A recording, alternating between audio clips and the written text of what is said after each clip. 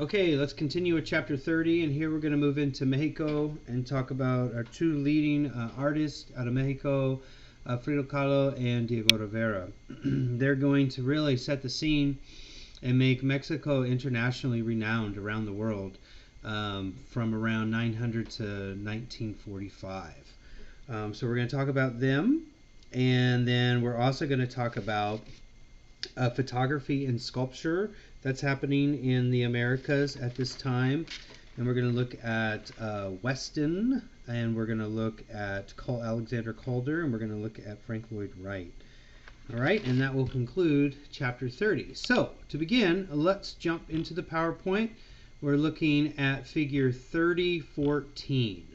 3014. And it's one of Diego Rivera's very well-known murals that's actually in the palace in Mexico City. And let me just break down what's going on here whenever it comes to Rivera and Kahlo, which actually they were married as well. So with Diego, he studied actually the Renaissance frescoes. So he was in Italy, I think around 1910, 1911-ish. And he studied many of the frescoes that were developed during the Renaissance in Italy, Southern Renaissance. If you recall, a lot of those are like Masaccio and Raphael and Da Vinci. And then he took those techniques and those styles, and he obviously transferred the themes and the information to speak more truly to his Mexican heritage. And so these murals in which he develops, like Ancient Mexico, figure 3014, is a combination of his studying techniques from Italy and then combining and developing his own style with his own personal background. He wanted to build art, or make art to build on the need to serve the people's needs. So his murals are meant to serve the people's needs. So it's very much about the historical, ethical, and combined cultural importance of his Mexican heritage, and the murals are meant to reflect that. So it will date back to even Aztecan designs that lead into mind, that also lead into more contemporary needs for Mexico, and the murals are meant to represent that. So they're socio-political, is really what I'm saying. So by generating murals to this capacity, it reflects narratively the needs of the present time in Mexico, as well as ones that built up historically to that moment. So that's what the murals are all about. And he wanted these murals to focus on Mexican Revolution. So we're looking at sovereignty from the Spanish, and Mexico becoming its own country, having its own sovereignty, and then everybody within the country working together to make it happen. And these murals are supposed to be banners of success for that Mexican Revolution, for those Mexican revolutions. And this one in particular, Ancient Mexico, is in the National Palace in Mexico City. So if you get a chance, run down there and go check these out. These are amazing. I've seen them twice in my life, and they're just so powerful. So powerful. And what it is, it's a battle between the indigenous people of Mexico and that of the Spanish. So just like what we saw with Francisco Goya, where he, in Spain, May 5th, 1808, was the Spanish driving the French out. Here is kind of the same concept, and it's the indigenous folks of Mexico pushing out the Spanish so that they can become their own country. So again, a battle between the indigenous people of Mexico and that versus the Spanish. And it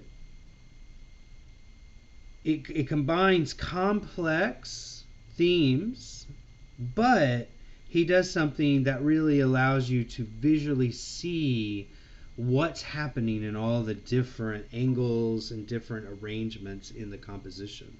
And that is by using bold colors, and he also outlines the shape, so like with a really heavy contour of each individual, like each figure, each element of the environment, the different temples that are involved, that represent different like Aztec and Mayan gods that are present within the murals that date all the way back to the beginnings of, um, of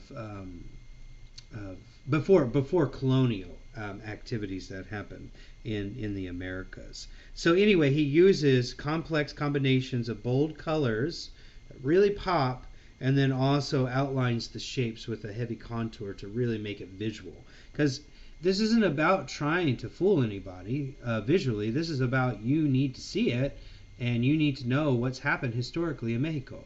And it's all about that. That's what these murals are about. There's nothing that is trying to be too whimsical where you don't get it. He wants you to get it. And he wants you to come back and see it again. Very much like what I did in my life. So he wanted to ultimately make it easily to visualize. So with ancient Mexico here, it's meant to be art for the common people. All right, everyday people. It's not meant to be for a higher class. He was very much into communism, which with the onset of was the idea of everyone having equal amount of money, levels of equity, and all these different concepts.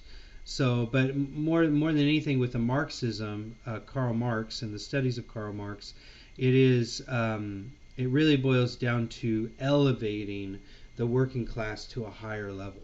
And these murals by Rivera were very much to reflect that, at least that concept of the working class having a place at the table, so to speak, or at least lifted to a higher state, and not just kind of kicked aside. So these murals were very much about that. So art for the common people, right? And it was very much contrary to modernist, meaning the modernists were very much focused on these analytic cubism, futurism, all these kind of more upper echelon kind of thoughts. Even the surrealists to a certain degree, the naturalistic surrealists and the biomorphic surrealists, it was very much about kind of this unconscious cerebral like element of making art that we saw in Europe with modernism in Europe, and then slowly developing over in the United States. But here with with Rivera, as well as with Frida Kahlo, that we'll see, is they're more interested in actually what the United States were calling regionalism, which is what are everyday folks that are making society function doing. And the artwork is meant to reflect that middle to working class section of society. So they're not regionalist like the regionalism we saw in the United States. They are themselves. So Rivera and Kahlo stand alone by themselves, and they don't put themselves in a category. All they want to do is make their artwork that reflects and represents the voice of the common working day folk. All right, and that's what it's about. So their attempts at their murals and their paintings is not to try to be modernist or any kind of cubist style or futurist style or Dadaist style or surrealist style. It's all about just creating a voice for the working class.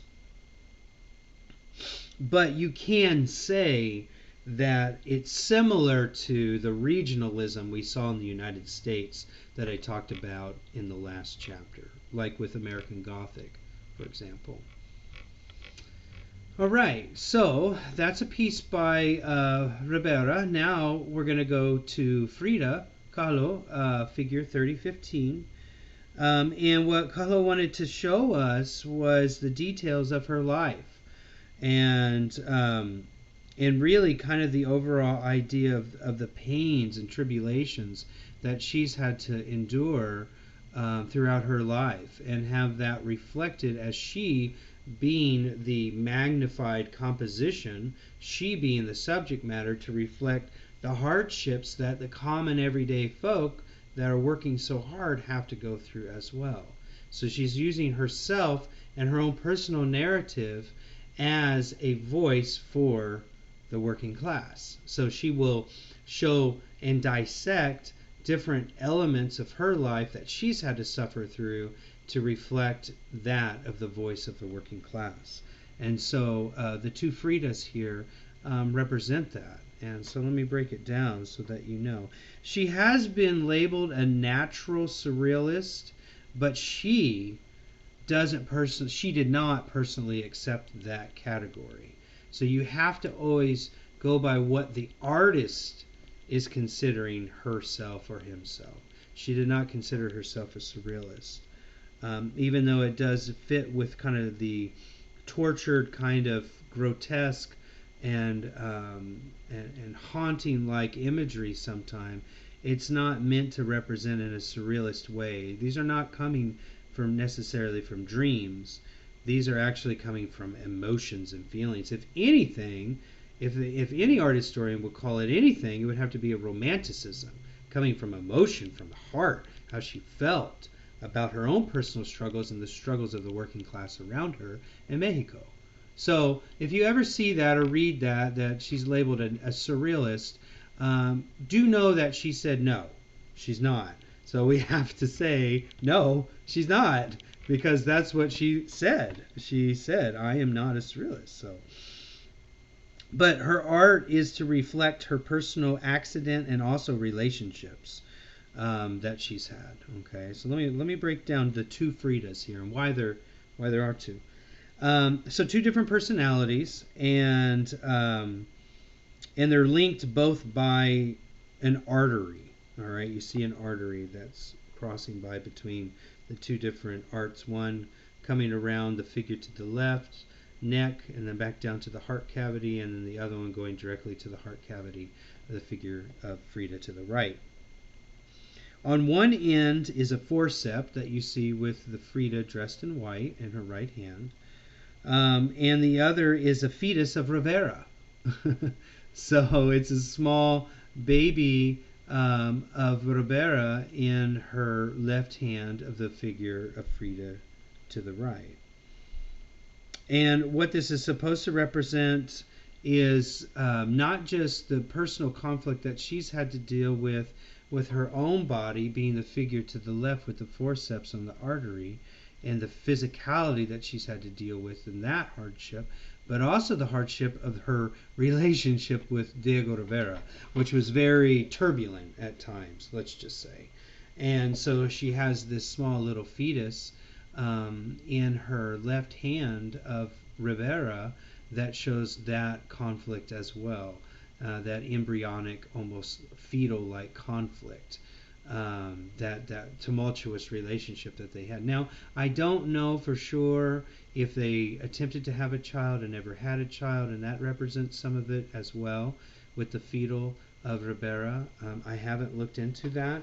It's very possible. I have never personally read on that, but a little more research may find that answer if you are curious and you want to find out. And if that is the case, then that does not make this a surrealist painting at all, because these are personal hardships that they've had to endure, and the heart is a symbol and that reflection of that hardship. But you're still pumping and you're still beating. And her face is very calm and very equiposed. Even though all this is happening, you got blood staining a dress, you have a fetus in the other one, you got two exposed hearts. One looks like it's been ripped out of the cavity and almost on fire. But still, in her face and her facial expressions on both Fridas, she is unaffected.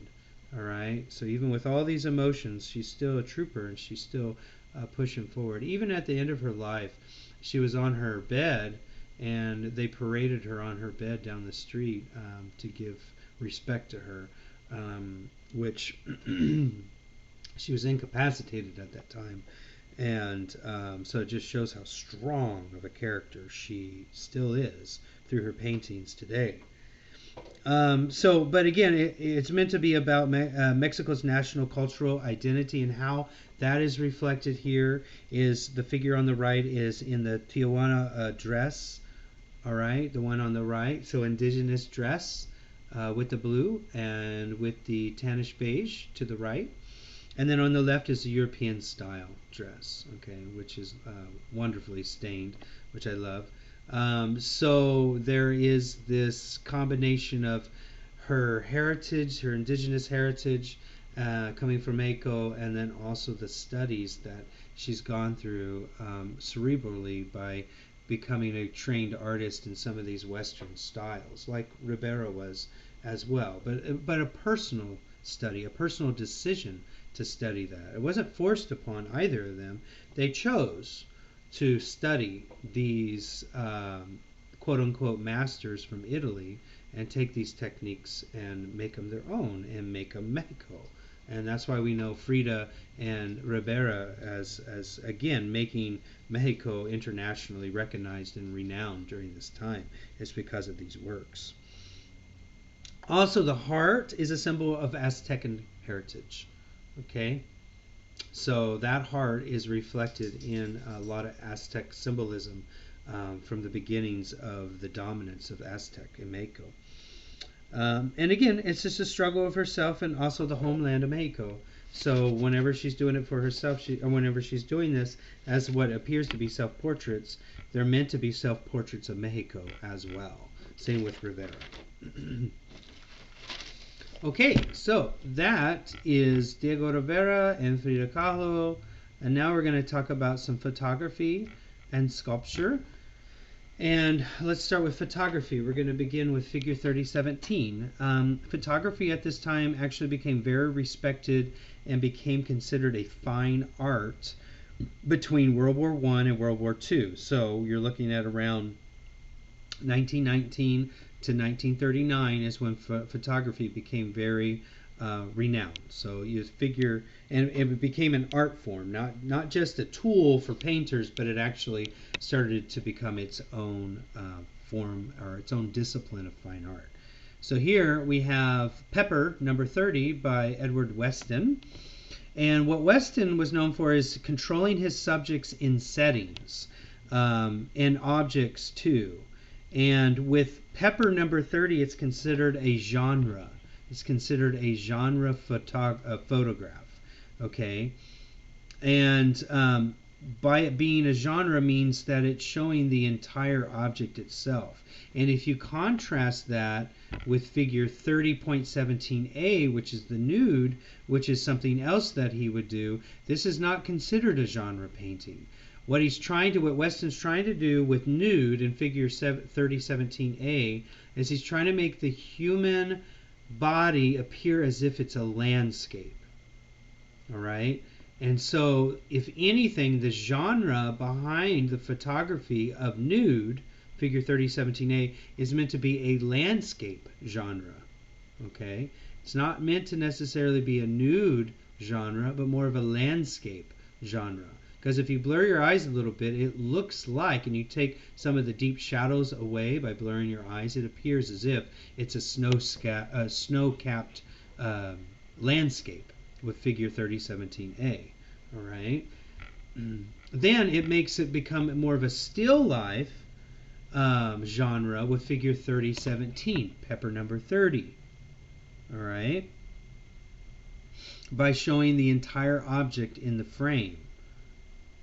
And he tightly framed the pepper and the lighting to accentuate undulating surfaces. So what he was doing with Pepper is he was actually trying to make it look like an entire human being by the angle in which he chooses to represent in the lighting and the tight framing. It almost looks like a human being, a contortionist that's bending down, and you see its spinal cord facing you.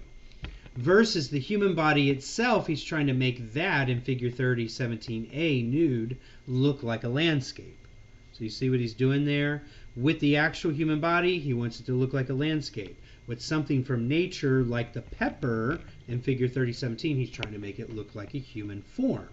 So that's why he is renounced, or he is recognized as one of the leading photographers at this time, because he's kind of symbiotically changing the importance of the object depending on the way in which he's creating the photography, with the lighting, the tightness of the frame, with the pepper trying to make it look like a human form, and then actually the human form trying to make it look like a landscape form in figure 3017a nude. All right. So that's Weston. Let's take a look at Calder, and then we're going to talk about Wright, and that should conclude chapter 30. So Alexander Calder, we're going to go to figure 30:21. And Calder was actually a mechanical engineer at first, which led him to be interested in how motion and how 3D objects relate to other objects in motion. So he learned from the Dutch on how to use brightly colored shapes, and then he put them into motion, is what he did. And it's actually Marcel Duchamp, that we talked about with Nude descending down the staircase in the last video, and then prior to that was his Dada's fountain urinal piece. It was Duchamp, that actually labeled Calder's pieces as mobiles, M-O-B-I-L-E-S. So when you see like lobster trap and fishtail here on 30:21, it's called a mobile. And he did a series of these balanced structures hanging from rods, wires, and colorful shaped plates. And it's those colorful shaped plates that he learned from the Dutch painters on how to make these bold, bright shapes. And then he balances out all those shapes and techniques in these mobiles using chains and rods and wires to combine it all together. So lobster trap and fishtail here was placed in a stairwell at the MoMA, and I believe it's still there in New York City. And it's carefully placed so that people's air currents, when they're walking into the space, would move them and make them dance. All right? Make them slowly move and make them slowly dance and pivot off of those chains and off of those rods. So they're balanced out perfectly, so they're not weighted in one way or the other. They're visually asymmetrical, but they're mechanically symmetrical based off of the balance of the different shapes and the different forms. And he's able to learn that and be able to cultivate that through his mechanical engineering studies that he learned before becoming an artist. So it's carefully placed so that the air currents will actually move it. Now, if there's not enough people to move it, and there are people in the MoMA, the different registers that pump in cold air or hot air, depending on the time of the year in the MoMA, actually help keep it in motion as well. So no matter what, it's in motion when somebody's present, and then when those heating units go off at night or the cooling units go off at night, then it doesn't move as much when there's really no one around, unless there's a security guard where they need to kick on every once in a while. So it minimizes motion whenever there's less people in the building, and then increases motion when there's more people in the building. All right, so hopefully that you can understand that. These shapes that he's designing, like you see here with lobster trap and fishtail, those shapes look like biomorphic surrealist work. So like Juan Miró, that we looked at in the last chapter, not this chapter, but chapter 29. A lot of these shapes are associated with those biomorphic surrealist painters like Miró. And they were the ones that just unconsciously started to just doodle, and then from their doodles they consciously then started to repeat those shapes. And this work is supposed to reflect that. So it reflects biomorphic surrealism. It's also a combination of geometric and organic, meaning the lines are very geometric, and then the shapes themselves are very organic.